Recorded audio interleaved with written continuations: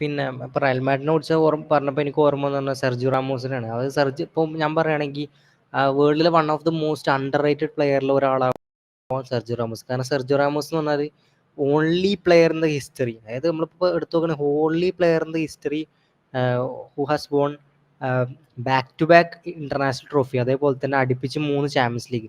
ഈ 2 സാധനങ്ങളും ചെയ്തിട്ടുള്ള ഈ 2 സാധനങ്ങളും ഫുൾഫിൽ ചെയ്തിട്ടുള്ള ഒരൊറ്റ പ്ലെയർ ഉള്ളത് സെർജിയോ റാമോസ് ആണ്. കാരണം ഇപ്പം ചരിത്രം എടുത്ത് നോക്കുകയാണെങ്കിൽ 2008 സ്പെയിൻ എന്ത് ചെയ്തു, യൂറോ കപ്പ് എടുത്ത്. അത് കഴിഞ്ഞ് 2010 സ്പെയിൻ വേൾഡ് കപ്പ് എടുത്ത്. 2012 പിന്നെയും സ്പെയിൻ എന്ത് ചെയ്ത്, യൂറോ കപ്പ് എടുത്ത്.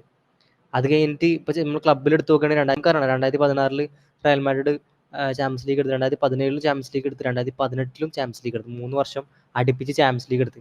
ഈ 2 മേഖലയുള്ളൂ, അതായത് ക്ലബിലും കൺട്രിയിലും എന്താണ് ഹാട്രിക് അടിക്കുന്ന ഒരേ ഒരു പ്ലെയർ അത് റാമോസ് ആണ്, സെർജിയോ റാമോസ് ആണ്. അതിനെപ്പറ്റി എന്തെങ്കിലും ഐഡിയ ഉണ്ടോ? ഈ ഒരു കാര്യം പറഞ്ഞപ്പോൾ വേറെ കാര്യം ഓർമ്മ വന്നു. ചാമ്പ്യൻസ് ലീഗിൽ ഏറ്റവും കൂടുതൽ ഗോൾ സ്കോർ ചെയ്ത ഡിഫൻഡറും സെർജിയോ റാമോസ് ആണ്. അതൊരു ഫാക്റ്റാണ്, പലർക്കും അറിയില്ല തോന്നുന്നു. എന്തൊക്കെ പറഞ്ഞാലും എന്താണ് റാമോസ് ആണ് may be greatest defender of all time നമുക്ക് ഡിബേറ്റബിളി നമുക്ക് പറയാം. കാരണം മൂപ്പരുടെ അത്രയും എന്താണ് ഡിഫൻഡിങ് സ്കിൽസും ടാക്കിൾസും ഇന്റർസെപ്ഷൻസും, അത് മാത്രമല്ല ഇന്റർനാഷണൽ ട്രോഫീസിന്റെ കണക്കും അതേപോലെ ചാമ്പ്യൻസ് ലീഗിന്റെ കണക്കൊക്കെ വെക്കുകയെങ്കിലും, അതുപോലെ ഗോൾസ് സ്കോർ ചെയ്യുന്നതിന്റെ കണക്ക് വെക്കുകയാണെങ്കിൽ പോലും റാമോസിന്റെ ഏഴായിട്ട് പോലും ഒരു ഡിഫൻഡർ ഇല്ല. പിന്നെ വെർജിൽ വാൻഡിജിക്ക് അത്യാവശ്യമൊക്കെ അച്ചീവ്മെന്റ്സ് ഉണ്ടാക്കിയിട്ടുണ്ടെങ്കിൽ പോലും റാമോസ് ആണ് അന്നും ഇന്നും കിങ് എന്ന് ഞാൻ പറയും. കാരണം റാമോസ് എന്ന് പറഞ്ഞൊരു നെക്സ്റ്റ് ലെവൽ ഡിഫൻഡർ ആണ്. മൂപ്പരുടെ ക്വാളിറ്റി ഒന്നും ഈ ലോകത്ത് ഇന്നേവരെ ഉണ്ടായിട്ടുള്ള വേറെ ഡിഫൻഡേഴ്സ് ഇല്ല.